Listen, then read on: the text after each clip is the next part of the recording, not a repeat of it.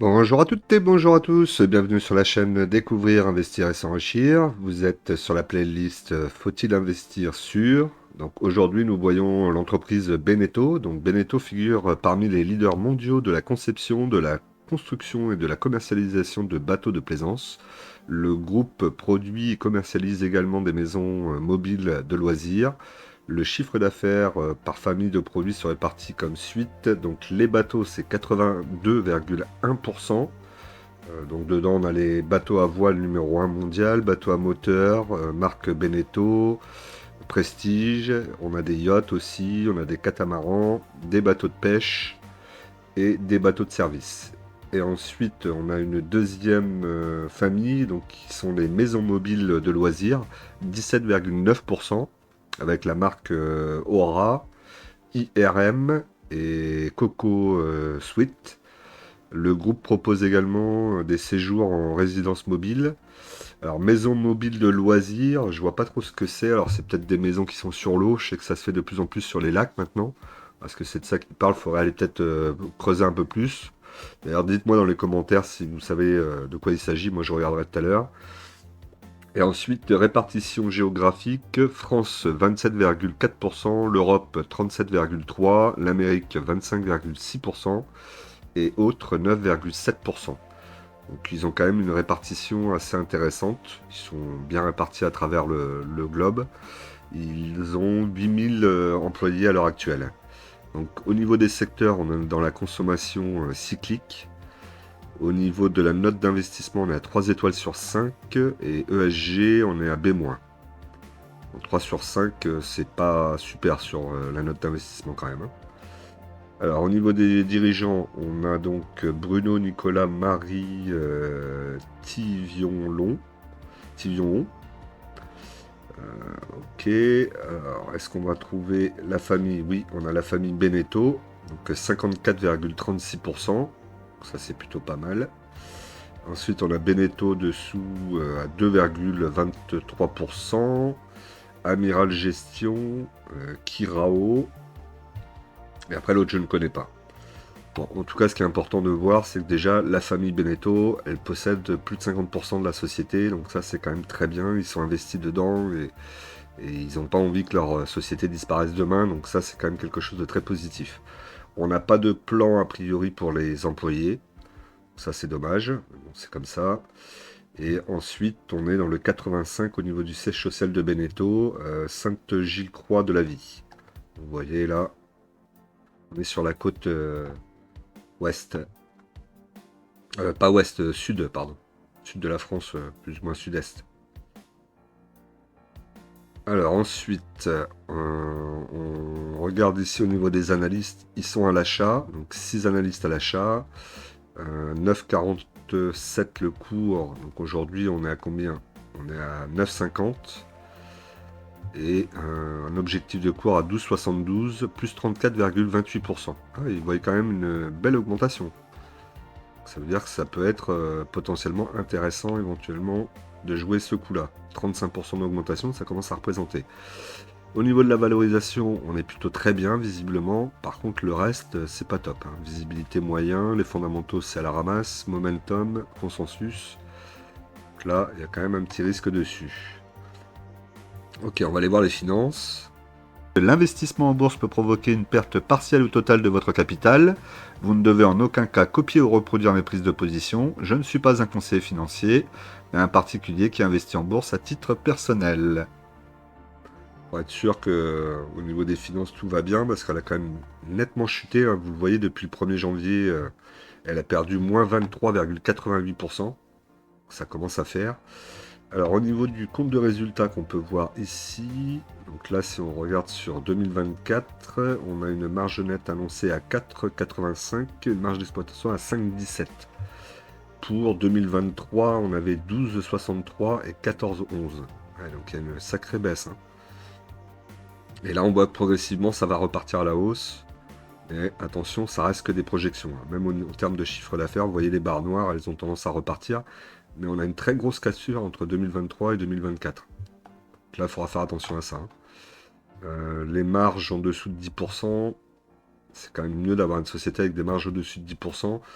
En même temps, on voit qu'historiquement, ils n'étaient pas si hauts que ça, hein. 2020, avec le Covid, ça leur a fait mal, -6.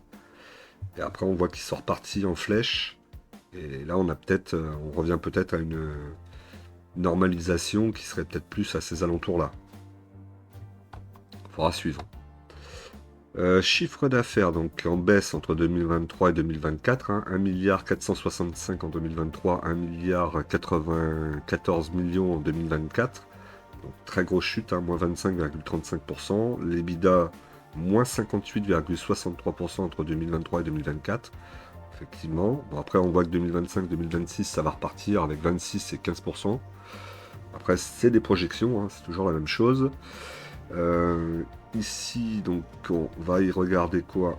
On va continuer à descendre, on va regarder ici les prévisions. Au niveau des prévisions, donc on voit un chiffre d'affaires qui augmente légèrement.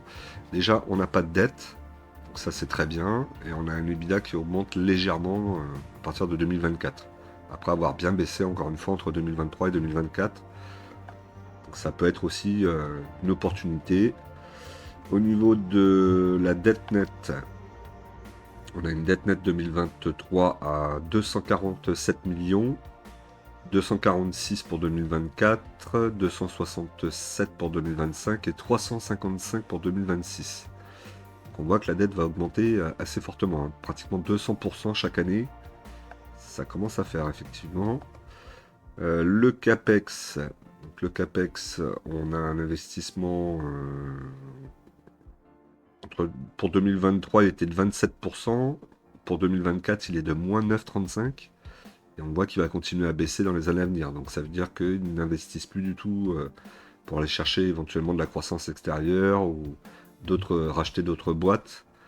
Donc ça, c'est pas forcément très positif d'avoir une société qui n'investit plus pour son développement, hein, rien que pour son développement déjà. Marge EBITDA, donc 2023, 17,91, 2024, 9,93. Après, on est à 11 et à 12. Alors attention, c'est toujours des projections. Marge nette, donc 12,63. Ensuite, 2024, 4,85, 6,21, 7,61. On va revenir au niveau des 10% hein, sur la marge nette, c'est quand même mieux.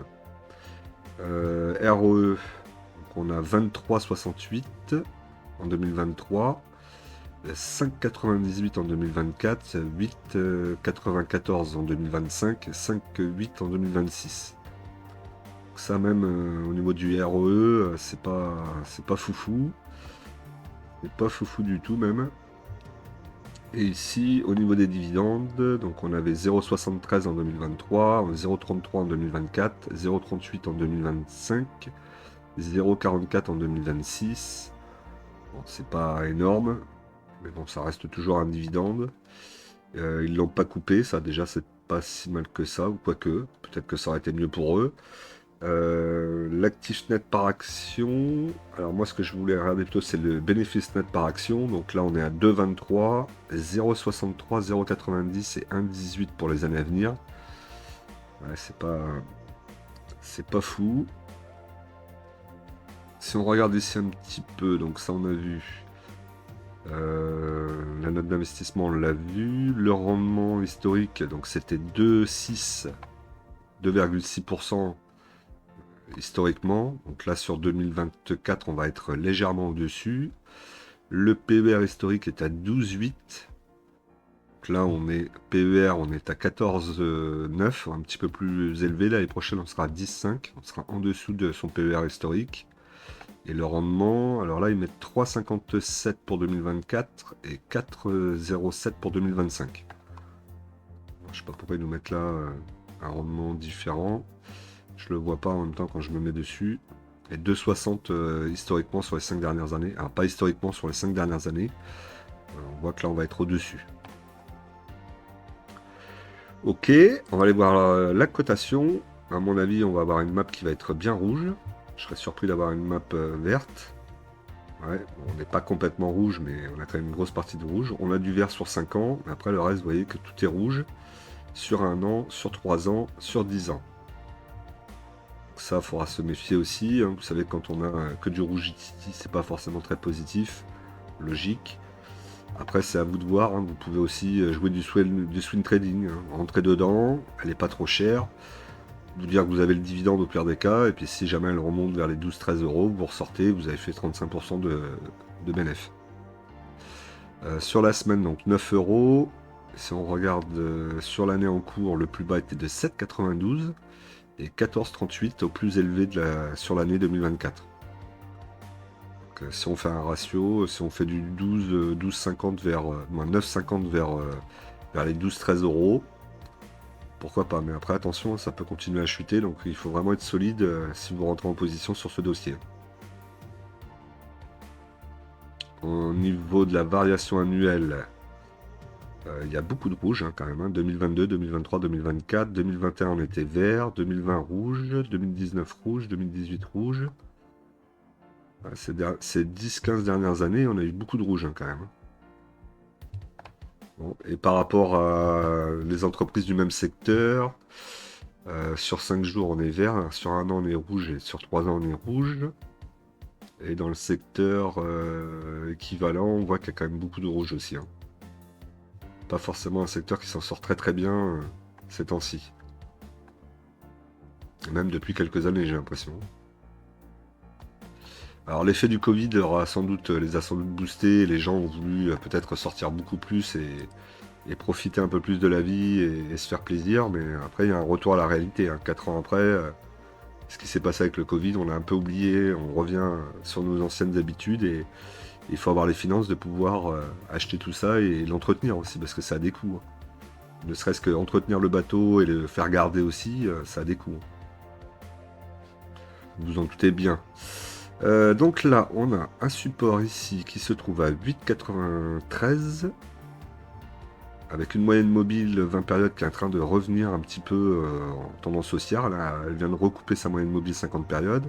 Donc on a une moyenne mobile 20 périodes qui est à 9,05, une moyenne mobile 50 périodes à 8,92. Moyenne mobile 100 périodes en jaune est à 9,99, elle est toujours mal positionnée pour le moment. Là on est sur un graphique journalier, donc faites attention. On va regarder sur du long terme. Vous savez que généralement moi je regarde plutôt sur long terme. Sur long terme, quand on regarde le graphique, sur le graphique, j'allais dire on n'a pas eu beaucoup de mouvements. En fait, on a quand même eu du départ ici, on a eu quand même une très grosse poussée là. Il y a eu une époque où c'était très très intéressant. Et au niveau des moyennes mobiles, qu'est-ce qu'elles font? Parce qu'on va se rapprocher quand même un peu. On voit que la moyenne mobile 20 périodes est en train de vouloir couper les deux autres moyennes mobiles. Pour le moment, elle se cherche un petit peu. On n'a pas vraiment de mouvement. Bon, si on voit quand même le mouvement baissier de la moyenne mobile 20 périodes. On voit une moyenne mobile 50 périodes qui est en train de venir la couper. Et on a la moyenne mobile 100 périodes qui est au milieu des deux. Donc est-ce qu'elle va passer au-dessus? Ou est-ce qu'elle va passer en dessous? Je ne sais pas. La moyenne mobile 200 périodes est très proche aussi. On est sous la moyenne mobile 200 périodes. Moyenne mobile 200 périodes, vous la voyez ici. Si on va garder la moyenne mobile 200 périodes. Ici, on peut en mettre une. Donc on est descendu jusque là. On a bloqué là. Donc là, vous voyez, on a des points de contact ici, ici, là, là, ici. Alors, elle n'est pas tout à fait juste, mais en tout cas, on s'y rapproche. Et ensuite, on pourrait en mettre une autre.